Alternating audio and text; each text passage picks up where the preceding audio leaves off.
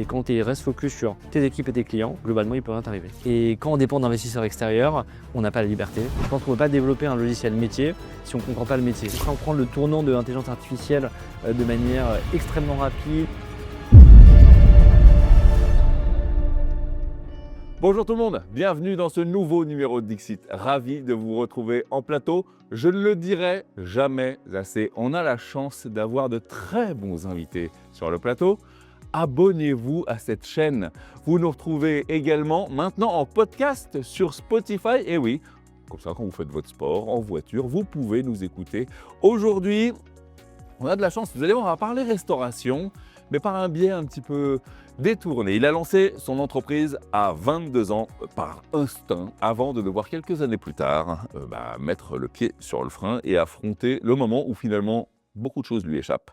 Propulsé et surboosté à l'IA, Innovorder, c'est la solution d'encaissement préférée de près de 3000 restaurateurs ambitieux. Notre invité porte une conviction, la technologie ne vaut que si elle redonne du souffle à l'humain. Jérôme Varnier, c'est le CEO d'Innovorder. Il est avec nous aujourd'hui pour Dixit et on va parler de ce système de caisse. Salut Jérôme, sois le bienvenu à la maison. Bonjour Olivier, merci. On n'en parle pas beaucoup des restaurateurs, des systèmes de caisse. C'est très innovant ce que tu as créé, mais si tu le permets, avant de parler de ça, moi j'aimerais bien savoir, quand on enlève l'étiquette et la carte de visite du CEO d'Innovorder, qui es-tu? Comment tu as traversé cette vie? Ok, question personnelle. Ouais. J'appelle Jérôme Varnier, comme tu Ouais. l'as dit. J'ai 35 ans, je suis marié, j'ai pas encore d'enfant. J'habite à Paris. Et donc, ce qui m'a animé, même assez jeune, c'est, je pense, une grande curiosité et surtout une envie de construire des choses, de bâtir des systèmes efficaces. Alors, ça peut paraître un peu bizarre dit comme ça, mais Ouais. en fait, depuis même quand j'étais très jeune ou Ouais. enfant, je passais la plus claire de mes journées à jouer à des jeux vidéo de gestion, dont l'objet était justement de bâtir des Ok. systèmes efficaces. Donc, c'était des jeux de gestion de foot, où on gérait un hôpital, on gérait un restaurant, on gérait une ferme, on gérait Ouais, donc tu n'étais pas mitraillette et tout ça, non, c'était la gestion. Exactement, c'était la Ok. gestion et donc assez jeune enfant, c'était un peu mon originalité à cette Ouais. époque-là et je pense que ça m'a donné un peu ce goût, cultivé disons ce goût de construire des choses et j'en fais un lien assez fort en fait après avec ce que j'ai construit dans la vie professionnelle, assez jeune et je le vis un peu de la même manière. Aujourd'hui, des hobbies, passe-temps, de sport, musique, littérature? Ouais, je suis assez sportif. Sport. Je fais voilà, du sport, bon, comme beaucoup d'entrepreneurs, hein, c'est un peu à la mode maintenant, voilà, 4-5 Ouais. fois par semaine. Ouais, mais ça permet de lâcher un petit peu quand même. Et voilà, exactement, c'est le soupape qu'on a beaucoup tous. On a besoin de On ça. a besoin En de ça. plus, tu travailles, on le verra, mais effectivement, c'est un métier que tu côtoies qui est en tension extrême. Donc, je peux comprendre que tu aies besoin un peu de lâcher quand même de temps en temps. Alors, on y est, Innovorder. On va en parler à nos amis. Tu sais, c'est la règle immuable. C'est la seule partie de cette émission qui est un tout petit poil structurée. C'est le pitch elevator. Pitch elevator, c'est convaincre en quelques secondes. On va se donner une vingtaine, une trentaine de secondes pour que ma fille de 10 ans et une grand-mère de 95 ans puissent comprendre Innovorder. Est-ce que tu es prêt à ce challenge? Allez. Alors, attention, 3, 2, 1, vas-y. Donc Innovorder, c'est une société que j'ai créée il y a 12 ans, qui a développé un logiciel qui permet de gérer tout ce qui est prise de commande et paiement pour les restaurants. Concrètement, c'est tout ce qui permet de prendre une commande, donc un logiciel de caisse, la commande en ligne, les bornes de commande, les QR codes qu'on voit sur les tables, les TPE pour passer commande et payer, et sur tous les modes de consommation, donc la vente à emporter, la livraison, la vente sur place, le drive, toute cette complexité qu'on n'imagine pas forcément derrière un restaurant. Mon logiciel que j'ai créé avec Innovorder permet de gérer ça. On cible principalement les chaînes et les grands groupes, donc 90% de nos clients sont des grandes chaînes et des grands groupes que vous connaissez tous.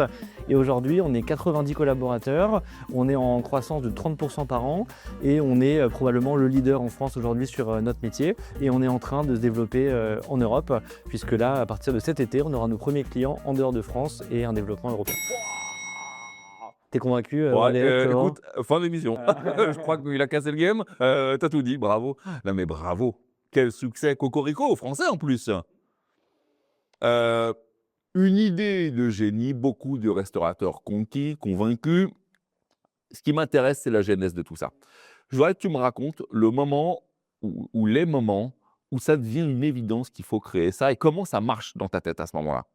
Bah, il y a eu un moment, spécifique en fait. Donc comme je te dis, depuis assez jeune, j'avais pas Ouais, mal d'idées et tout ça et donc j'ai pas créé Neverder seul, hein, j'ai 2 associés, Romain d'accord. et Olivier et quand j'avais 20 ans, donc il y a maintenant 15 ans Ouais, exactement, je faisais un stage, à Shanghai avec, ce qui était ce qui est mon associé aujourd'hui, mais qui était mon meilleur ami à l'époque. On est d'accord. toujours meilleurs amis, mais à l'époque on n'était pas encore associés, Ouais, juste, meilleurs amis et on était donc en stage à Shanghai et on dînait dans un restaurant et commander dans un restaurant à Shanghai il y a 15 ans, personne parle un mot d'anglais, même commander un Coca-Cola, c'est extrêmement compliqué. ouais.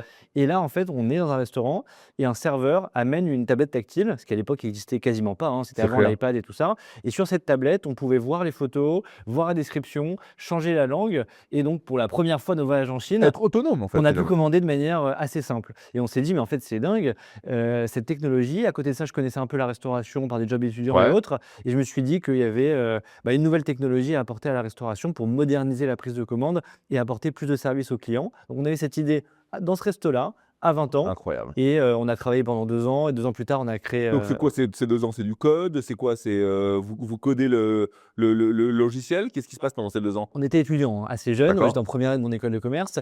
Donc, en fait, pendant 2 ans, c'est beaucoup de projets étudiants, d'aller à la rencontre de centaines de restaurateurs. Ouais. Et si tu veux, plus d'anecdotes, en fait, ce qu'on avait fait pour être crédible, c'est qu'on avait fait un PowerPoint qui simulait une Une rolling application. demo, quoi. OK, Voilà, d'accord. exactement. Et on faisait croire aux restaurateurs qu'on allait voir qu'on travaillait pour une entreprise américaine qui avait développé un logiciel Génial. et qu'on leur vendait le logiciel. Et grâce à ça, en fait, on était crédibles. Comme on était jeunes, on n'était pas très crédibles Ouais, pour ouais, dire qu'on ouais, avait ouais, créé ouais. la boîte et voilà.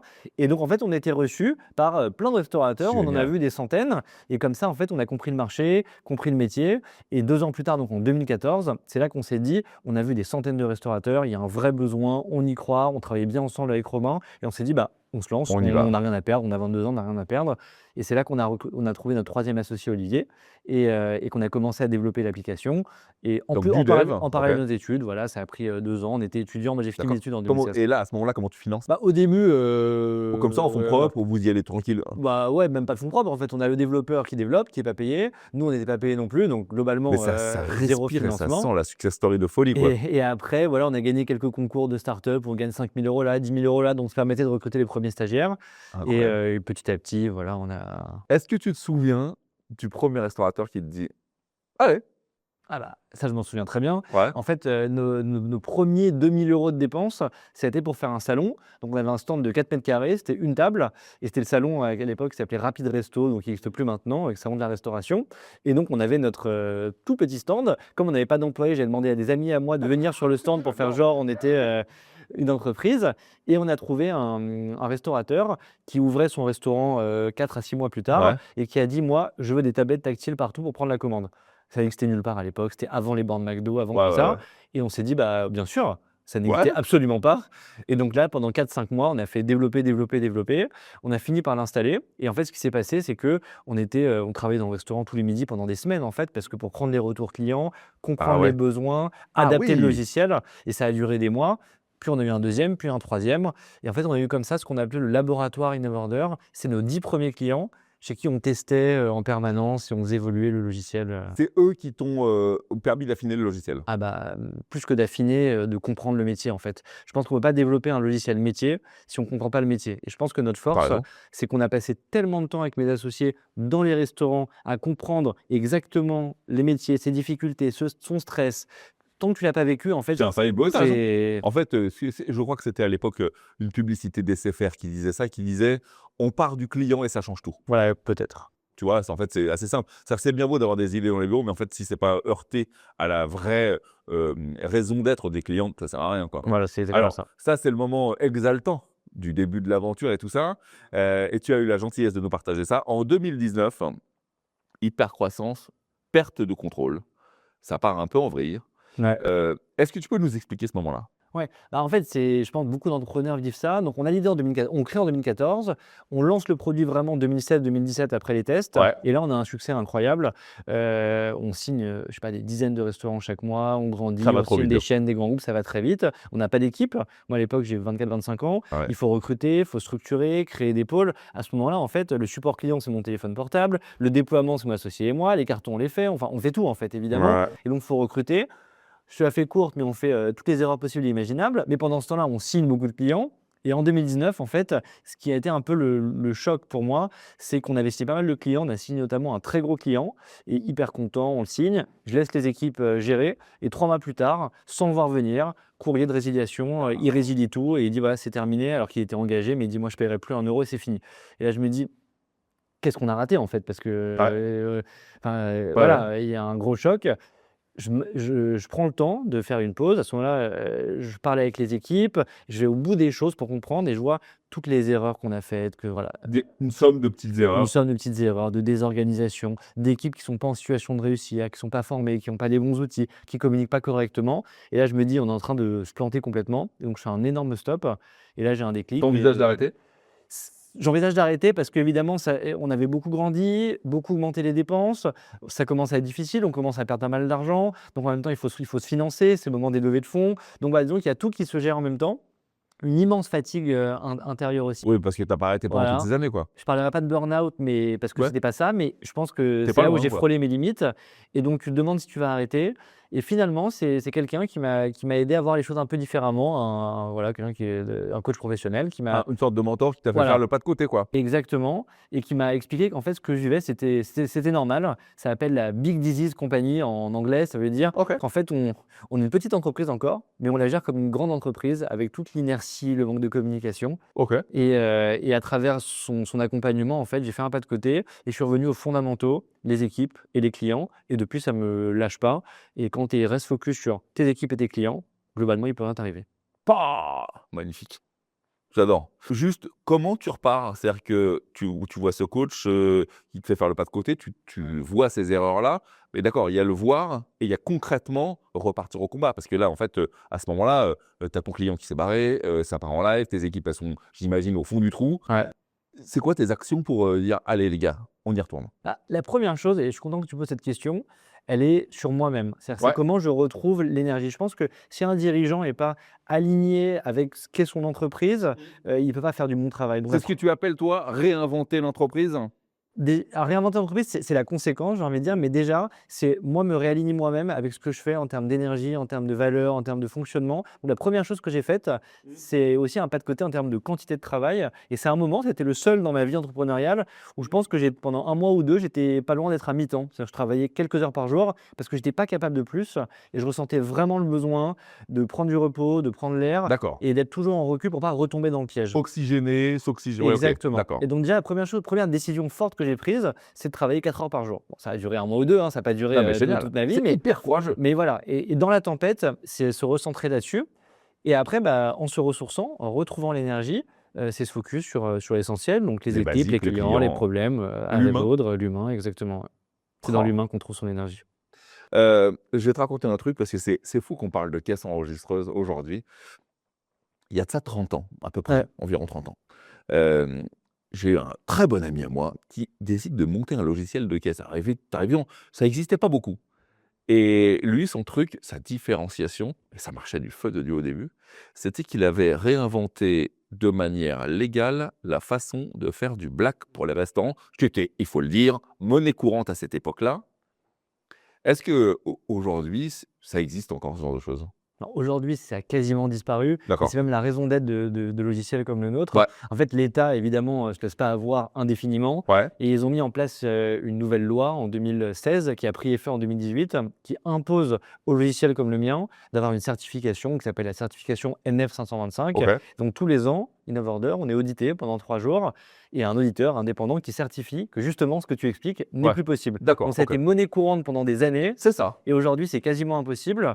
Ce qui a l'avantage plutôt des chaînes, de la restauration de chaîne, parce Ouais. que la chaîne veut éviter absolument, la fraude et ce qui peut, on va être honnête, mettre en difficulté un certain nombre de restaurateurs indépendants qui ont de plus en plus de mal à vivre, de leur activité, entre autres à cause, du fait qu'on ne peut plus tricher. On peut plus tricher. Hem, eux, je te le disais à l'époque, hein, bien sûr, c'était leur petite différence. Toi, je le disais en intro, presque 3000 clients ou 3000 clients Ouais, c'est passés, ça, ouais. c'est ça? Déjà magnifique. Qu'est-ce qu'ils viennent chercher chez toi ou en tout cas, qu'est-ce qu'ils trouvent chez toi qu'ils ne trouvent pas ailleurs. Il y a plusieurs choses. C'est déjà un logiciel qui est très complet, j'expliquais en introduction. Ouais, On gère vraiment toute la chaîne de valeur d'un restaurant, de l'encaissement à la borne, au QR code sur les tables, au paiement, au frigo connecté. Donc il y a tout un tas de canaux de vente qu'on gère sur un seul logiciel avec un grand nombre de fonctionnalités, des fonctionnalités extrêmement innovantes autour de d'accord. l'intelligence artificielle, de la gestion de la livraison, des intégrations à Oui, des parce qu'il te partenaires. fait également les trucs à emporter. Ah, Exactement. incroyable. Donc voilà, donc déjà un logiciel qui est innovant, complet, fiable, c'est la base, mais c'est, un premier axe de différenciation. Le deuxième axe, et je pense que c'est le plus important, je voulais terminer par ça, c'est l'accompagnement humain qu'on donne. C'est vrai que chez InnoveOrder, on a cet ADN d'être extrêmement proche de nos clients. Je pense que ça D'accord. vient du début d'InnoveOrder où moi-même avec mes associés, on était sur le C'était terrain en ton ADN, le permanence truc? Ouais, OK, d'accord. et en fait, on passe notre vie chez les clients. Mes équipes, moi, encore maintenant, je passe plusieurs jours par semaine chez les clients Pour à aller les comprendre? voir. Comprendre, écouter, sentir, voir, parce que c'est comme ça qu'on comprend Ouais, vraiment, là, on fait des erreurs. Donc c'est ça que je pense notre ADN très fort et ce que nos clients reconnaissent de nous, c'est ce lien humain qu'on arrive à créer, de manière très ce qui est forte. énorme. Et d'ailleurs, une anecdote qui est amusante, nous, éditeur de logiciels, en général, on n'a pas beaucoup d'avis sur Google. Nous, on a énormément d'avis sur Google avec une note de 4,9 sur 5 Ah, la classe. et ça dit quand même pas mal de Ah choses ouais? de l'accompagnement qu'on a. On en est très fiers chez InnoveOrder parce qu'elle est notée sur Google, son éditeur de logiciels. C'est pas courant. Et ben, Ouais, chez nous, les clients prennent le temps de nous mettre des bonnes notes c'est parce qu'on a génial. cette proximité. Ouais. On le disait, tu passes beaucoup de temps chez tes clients. Est-ce que tu le, vois, ce profond désarroi en ce moment et cette, urgence qu'il y a dans ces métiers-là, qui sont des métiers extrêmement en tension? Qu'est-ce que tu essayes, via l'outil, de leur amener pour leur, faciliter bien sûr, on a vu que tu étais à l'écoute, mais pour leur faciliter un peu leur vie? Ouais.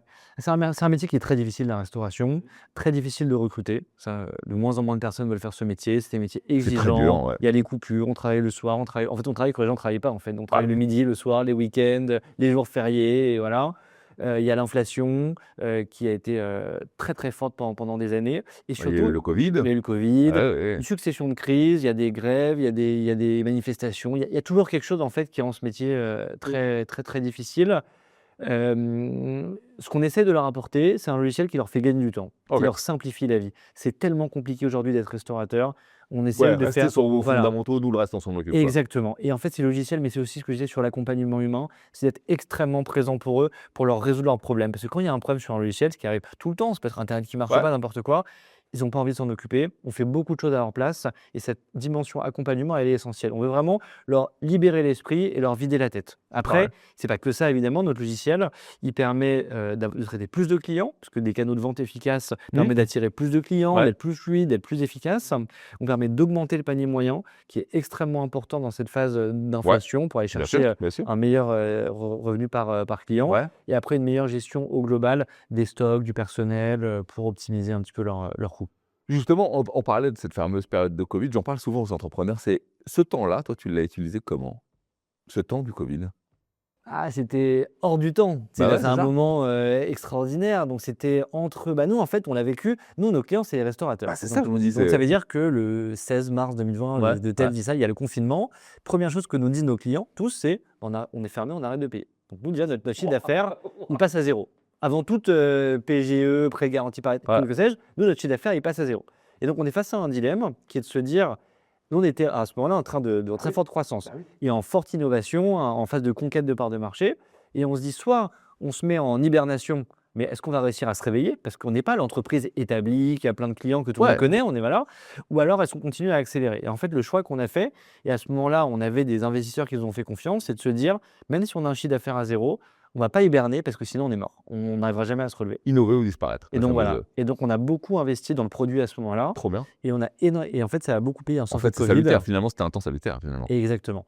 Et en sortie de Covid, quand les restaurants ont commencé à rouvrir, il y a eu une appétence pour le digital un peu plus forte et nous, on avait un logiciel qui était grandement amélioré, là où beaucoup de nos concurrents étaient restés figés et ça nous a disons ce choix a été Vous avez décisif. gagné une longueur d'avance. Exactement.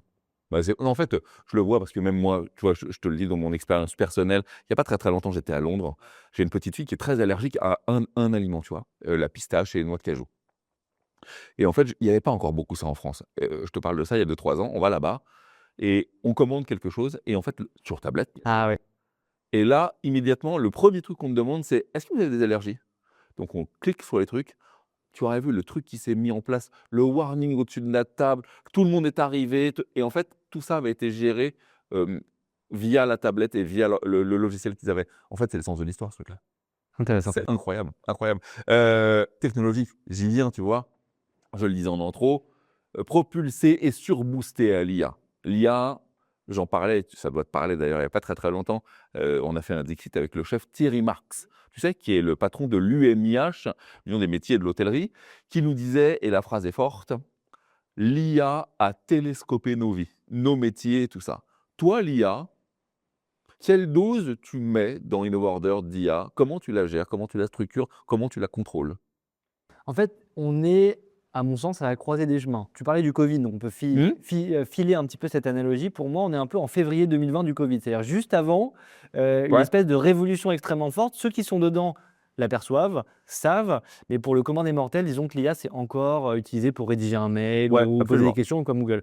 En fait, il y a une transformation qui est extrêmement profonde qui est en train de s'opérer. Et pour des entreprises, pour toutes les entreprises de manière, mais pour nous qui sommes des entreprises de logiciels, c'est un sujet qui est existentiel. C'est Ma central. conviction, Ouais. plus que central, je dirais existentiel. Ouais. Ça veut dire que si on ne se réinvente pas de manière extrêmement profonde, globalement, je pense qu'on va disparaître et c'est une histoire de mois ou d'années. Donc Ok. ce choix, on a fait un choix très fort. Ça revient un peu, tu me disais, voilà, comment tu as eu l'idée d'InnoOrder. Je suis quelqu'un qui aime bien voyager et régulièrement, je vais à San Francisco pour rester Ouais. connecté à l'écosystème de Ouais. l'IA. Et le déclic IA, je l'ai eu il y a pile un an. Je suis parti à San Francisco, j'étais invité par un gros fournisseur, j'ai fait 4 jours de conférences, j'ai rencontré des centaines Ouais. d'entrepreneurs, j'ai vu des gens absolument incroyables et je suis rentré de là et je me suis dit, OK, ce qui est en train de se passer, c'est d'une toute autre nature que ce qu'on peut voir en termes d'évolution, d'innovation avant. Et donc, on a globalement pris le tournant à fond. Ok. Et alors, ça se traduit par plein de choses en termes d'équipe, de culture d'entreprise, en termes d'automatisation interne, en termes de roadmap produit, en termes de vision produit, en termes de rapidité de développement. Ça change absolument tout. Qui dit IA dit sécurité également. Ouais. Tu contrôles un peu quand même Alors, les datas, les. on est soumis à beaucoup d'exigences en Ah, termes c'est la en vie. termes de sécurité Ouais. parce que nos clients, c'est beaucoup d'entreprises du CAC 40, beaucoup de grandes Mhm. entreprises. Et donc, nécessairement, on a régulièrement des sécurité. Et en fait, l'espèce de décision, après on a le dilemme, je ne sais pas si c'est le dilemme ou décision à chaque fois, c'est entre innovation et sécurité. Si on Mhm. est tout sécurité, on risque de tuer l'innovation. D'accord. Et en même temps, si on fait n'importe quoi, eh ben, on va se tuer par la sécurité.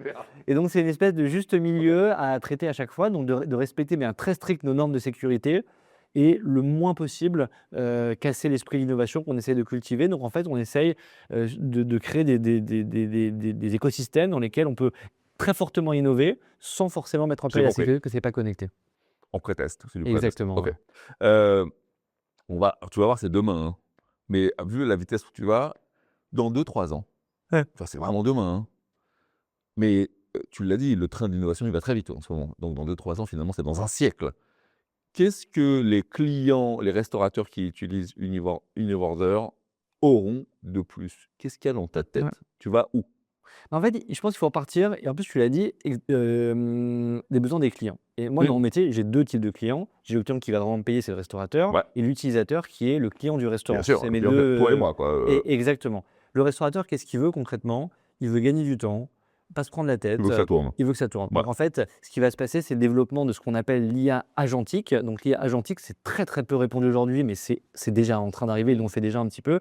C'est-à-dire des intelligences artificielles capables de faire des actions autonomes prédéfinies à l'avance. Par Ouais. exemple, gérer un planning, gérer une équipe, gérer des achats, les prix sur la carte, les stocks, etc., etc. Donc ça, c'est ce qui va globalement arriver chez nous dans les années qui viennent. C'est le développement d'une plateforme agentique qui permet d'automatiser énormément du travail d'un C'est le management restaurateur. presque. Ouais, c'est du management, c'est de la gestion, c'est de l'organisation. Et donc ça, c'est, je pense, la grande lame de fond qui va arriver dans nos métiers, c'est l'automatisation de toute cette sphère-là. Et après, si on se passe du point de vue du côté du client final, Ouais. le client final, ce qu'il veut globalement, et tu l'as dit quand tu étais à Londres, c'est de la personnalisation dans son expérience et de la fluidité. Ouais. Et pour ça, en fait, Être considéré, exactement. avoir une expérience. En fait, on n'est plus que la nourriture à manger, à prendre du plaisir. Exactement. Ouais. Et donc pour ça, c'est ce qu'on appelle la personnalisation des interfaces. Tu arrives sur une borne de commande, sur ton téléphone, sur ta commande en ligne, on te reconnaît, on connaît tes habitudes, on sait ce que tu aimes. C'est donc les trucs Au RFID. lieu de commander RFID ou par tes habitudes ou par une carte de fidélité, par un numéro Incroyable. portable, peu importe. Ouais. Mais c'est d'être reconnu et d'avoir une expérience la plus personnalisée et la plus fluide possible parce que plus personne veut attendre pour passer commande, pour payer. C'est des choses qui, globalement, on n'a plus envie. C'est clair. On peut d'ailleurs, c'est vrai que le temps à attendre un garçon qui vient t'amener l'addition est un temps totalement inutile, et pour lui et pour nous. En 2024, ça a été une grande période puisque c'est le passage à la rentabilité. Qu'est-ce que ça change?